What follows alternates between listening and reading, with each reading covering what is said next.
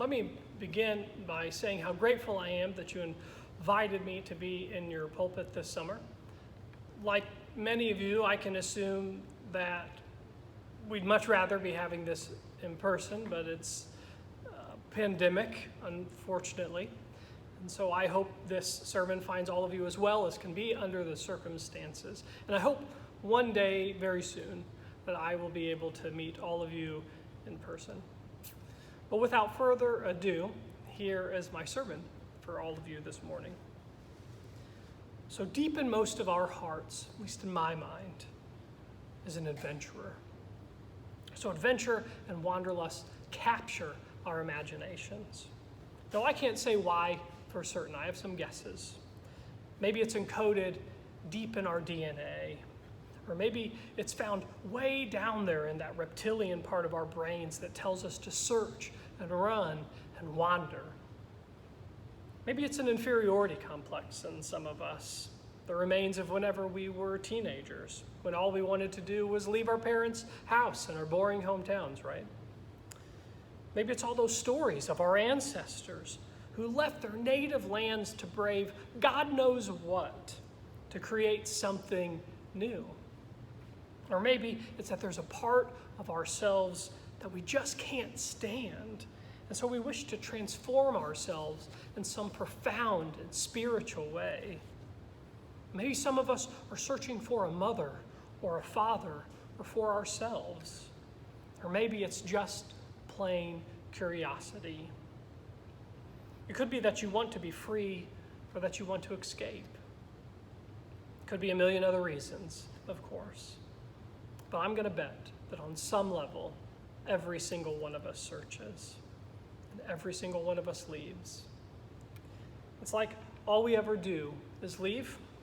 That's what the Indigo Girls would tell us. And their song, Leaving, they sing these wonderful words. But the more I go, the less I know. Will the fire still burn on my return? Keep the path lit on the only road I know. Because, honey, all I know to do is go. But there's more than one way to go, of course. Some of us have been known to go far away without ever physically traveling anywhere. You can be trapped in a dead-end job as your heart has already fled to some dream of a better tomorrow. Or you can be a child sitting in your very own bedroom and you can resemble the child that your parents tell you that you are.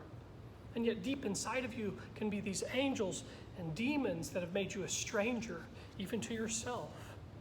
Or you can lie in bed at night and yet be a million miles away from the partner who is lying right there next to you. You can be the friend who shows up to parties and exercise classes and questions why as you hide it behind a smile. And you wonder to yourself, who am I? We leave because we're looking for something or someone. We leave because we long for something else or for something more. Many of us leave because we're searching for a piece of us that feels as though it's missing. Or we set out on the road because we hope that out there we'll find what it is we're actually searching for. Or at a minimum, out there on the road, we'll be able to distract ourselves from all those pains and hungers and absences that made us want to leave in the very first place. And the road is an exciting place. It promises adventure, and in my experience, the road often delivers that excitement. And people have been telling stories and making movies about the road for centuries, right? You go all the way back to Homer's Odyssey, about Odysseus' long journey home. And then moving into the contemporary, you've got Jack Kerouac's On the Road, and it tells the story of Sal and Dean and their adventures in carnal exploration, right? And there's the great movie Selma and Louise, and Easy Rider, and Toy Story for the kids, and E.T. for the older kids. There are the stories in the Psalms about spiritual pilgrims journeying to Zion, and tales about pilgrims making the Hajj to Mecca. There are the stories of the Buddha, who left behind royalty and riches, no less, to meditate in poverty under trees. And there are the stories of this, our very own great nation, that was founded by a pilgrim wandering people. We can see evidence of our restless hearts in today's statistics that detail how Americans live and work these days. So get this. On average, Americans will have 11 jobs over the course of their lives. And they will relocate at least, this is the minimum number, at least 11 times. So decades ago, the psychoanalyst Sigmund Freud noticed this tendency to want to wander and go. And he created this German term, Unheimlich. And whenever you translate Unheimlich, what it means roughly is not at homeness. So human beings, I would argue, are sort of constantly not at home in Freud's sense. We're always on the move on some level. We're restless, right? We chase something at times, and sometimes we'll chase anything. Some of us, it's almost as if we have convinced ourselves that this is how we want to live, right? That the road and the search is what life is actually all about. I used to have this bag from a church that I attended back in St. Louis, where I originate from, and what it said is the name of the church, and it said, "The search is the answer," right? But it's this idea that the road is life, this constant search, is actually what it means to arrive. And I want to admit that there is freedom in this desire to want to go constantly, be on the move. The benefit of believing is that the life is the road, or rather the road is life, is that whatever you decide that you want to run from, or what you were actually running from, whenever that finds you, all you have to do is you just pick up and leave all over again. So maybe some of you have seen this. There's a recent film about humankind's restlessness, and it's entitled Up in the Air. It's a great movie starring a great actor, George Clooney, and he plays this character named Ryan Bingham. And so Bingham has 0 attachments, right? And what his greatest dream is, I didn't know people could have this dream, but this character does have this dream. His greatest dream is to be a million-miler. And for those of you who don't know what a million-miler is someone who has flown in a plane for 1,000,000 miles or more. And so Bingham's job is that he's a motivational speaker. And what he does whenever he travels to these places is he urges people. He says, live for yourselves. You need to make your own pleasure the focus of your life. You need to free yourself from relationships or anything else that imposes unnecessary responsibilities that might hold you back from this pursuit of pleasure and traveling and adventure. But somewhere along the way, Bingham is challenged by someone who sort of observed him from afar, and they've seen him live this jet-setter lifestyle of absolute total freedom. He hooks up with whoever he wants to hook up with. He goes wherever he wants to go, hence the 1,000,000 miles. But one day this coworker asks Bingham, she says, "What do you even want?" Here's his answer. He kind of doesn't have one. And so later on the plane, it's getting exciting now. We see Bingham on board the plane, and he knows that he's going to reach his 1,000,000th mile, and he's traveling somewhere to preach this gospel of rootlessness. When it finally happens, he logs his 1,000,000th mile. And so the plane's captain leaves the cockpit and comes out and congratulates him. Wonderful job flying all these miles, Mr. Bingham. And the captain is curious, of course, about this 1,000,000-miler. There aren't many people. There aren't many people who fly 1,000,000 miles. And so the captain asks, he says, "Sir, where are you from?" And Bingham thinks for a minute. You can see he's thinking, and he goes, "Well, I'm from here." And then you see this pain on his face and this realization. He's sort of a resident of nowhere. In fact, he's sort of like the living embodiment of a restless heart. this sort of modern desire to want to just pursue pleasure and freedom as ends in themselves. But what the film does is it asks us to consider this question: is limitless freedom really what matters? What it does is it asks us if maybe there is more to life than the sum of all of our desires. It's sort of a religious question, right? You hear this similar kind of question in the pages of the Bible, in the Quran, and in the words of the Buddha. And you especially see these kinds of questions and these kinds of topics discussed by people who are dying. I sort of wonder, could it be that we tell ourselves that this never-ending quest for freedom and ambition for more is really just a deeper longing to go home, to find a place where we can really be ourselves, where we can truly rest? I sometimes wonder if we convince ourselves that adventure and the search is the point and purpose of life, when really what we just want to do is we want to walk up to that door, any door, and we knock, and someone opens it up, and they know us, and they welcome us in, and they embrace us, and they give us a familiar kiss. So the 5th century theologian, maybe you've heard of him before, St. Augustine. So this was a man no stranger to life on the road.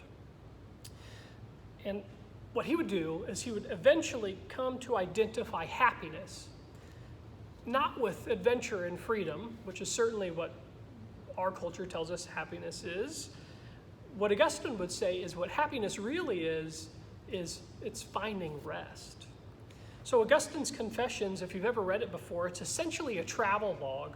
And what it does is it maps a person's, in this case Augustine's, it maps his heart. And what it does is it tells the story of a man who is in search of the same things our culture tells us to look for today. And what does our culture tell us we want? Just watch any commercial and you'll find out. It tells us to search for money and knowledge and pleasure and sexual desirability and likes, of course, or followers. But like many of us, Augustine, he would question the messages that a culture is attempting to instill. He started to question the things like, should we really try and avoid looking old? Can we really pull ourselves up by these bootstraps and just figure everything else out on our own? Is it really true that everything we have, we deserve? Is it true that we should just be able to swipe left whenever someone is ugly or they annoy us? He also questioned if success itself really does free us from the responsibility of having to say, I'm sorry. But in the midst of Augustine's pursuit of prestige, right whenever fame and riches were right within Augustine's grasp, he had this realization, which the philosopher Jamie Smith describes like this, and I'm going to give a little quote. The philosopher writes, "Humans are those strange creatures who can never be fully satisfied with anything that's been created." End quote. The truth of the matter is that there is nothing on this planet that you can buy or make that will fill whatever void or longing you have. If it's a father or a mother you seek, there will never be any amount of money or sex that will ever take the place of the love you long for. You see, when we try and convince ourselves that the road is life, all we do is we try to cram the infinite into the finite. And we all know that life is utterly finite. The only way we can experience joy along the journey is if we know where home is. So the beautiful thing about Augustine's confession is that he admits that he's imperfect. How many saints admit that they're imperfect? He did. He also admits that inside of his heart is doubt and pain and brokenness. He says in plain language, and this is a direct quote, "I struggle every single day." There's no veneer that he tries to hide behind.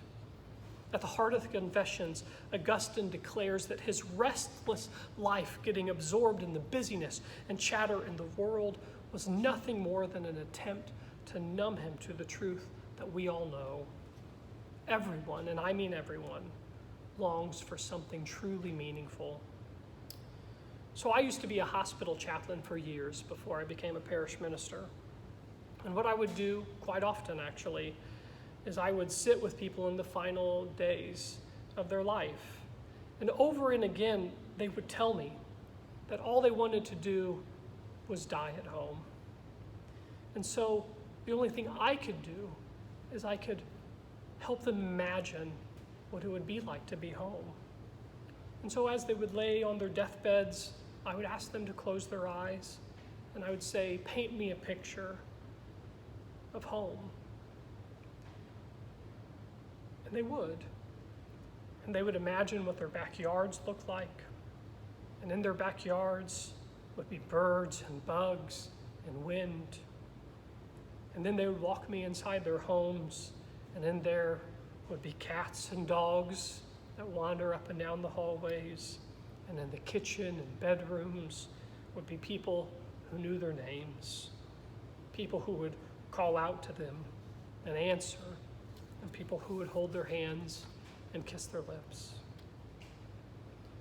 What these people showed me is that all of us are looking for an identity, a story in which we are truly known, where we can be called by our names and where we have a home. But the point of telling our story isn't to show other people how unique or special we are. The point of telling our stories serves a different function. So the great writer Leslie Jaminson, she came to this realization when, after struggling with alcoholism, she decided that she wanted to get sober. And so for years, Jaminson had poured herself into writing stories that would garner glowing reviews, and she would achieve critical acclaim. But sitting in a recovery meeting one day, it dawned on Jaminson that every story she was trying to say was essentially saying this. It said, look at me. But in a circle of other people in recovery, what Jaminson realized is that the story of our lives actually should serve a different end. That the stories of our lives and the stories we tell should try and weave a web of solidarity. I'm going to quote from her for just a moment. The point wasn't to draw attention to the storyteller. The hope was to give a gift to listeners, to create a world in which listeners could see themselves or even orient themselves and maybe even see a way forward or a way out. In recovery, Jaminson recalls, I found a community that resists what I'd always been told about stories, that stories had to be unique. What I suggest is that instead, a story was most useful when it wasn't unique at all, when it understood itself as something that had been lived before and would be lived again. So what is Jaminson getting at? The gift of sharing our stories is that in them, someone might find a bit of themselves in our own lives, and we just might find a bit of ourselves in theirs. To have an identity is to know that you have been written into the story of someone else's life. All those dying people in the hospital, they didn't tell me stories about how much they achieved. This is what they did. They counted the ways in which their life was woven into the lives of the people they loved the most. And so at its most fundamental, I want to suggest to you this morning that the church itself, is a collection of stories. And these stories have been woven together under one sacred banner. And so this faith, Unitarian Universalism, that we practice, what it does is it brings us into a circle of people who together are weaving a web of solidarity. So this place, this house of faith, it asks us to listen with new ears and to see with new eyes the ways in which we find a piece of ourselves in someone else's story, and how someone can maybe see a bit of themselves in the story of our own lives. And so you find this in kitchens and sanctuaries and over coffee and around dinner tables. What happens? We hear stories about people who live now and all those people we never met who lived long ago. And on Sundays, what do? We tell ourselves stories about saints and monks and nuns and knuckleheads, let's not leave them out, who set out on journeys to discover the truth of what it means to be free. what it means to be alive, what it means to love, what it means to long and work for justice. In bits and pieces, we see ourselves in the stories others tell. And so the reason why we strive to be the church is because in the end, what we are doing is writing a letter to someone who we may never meet. A letter that says what? Never give up. That there is a river flowing in your soul and that there is always more love somewhere. In that letter, we are telling a collective story about what it means to love. A world that will never give us all the answers we seek. And in that letter, we comfort those people by telling them that sometimes we were fools too. We admit that most of us never found everything we were looking for. But within these walls, within this faith, we found a prayer spoken by people who seemed to know us without ever having met us. And what does that prayer say? It says what parents say and pray for their children. It says what children whisper back to their parents as they lay their bodies to rest. It says what the church asks of everyone who takes up the mantle of grace and love and justice, and it's this: with a restless heart, let me become the person you've made me want to be. Let me turn out to be the person you've inspired me to want to be. A restless heart comes from a desire to live, to know love, to be happy. It comes from our most human cravings and our most human longings. But joy comes to us only who have found rest.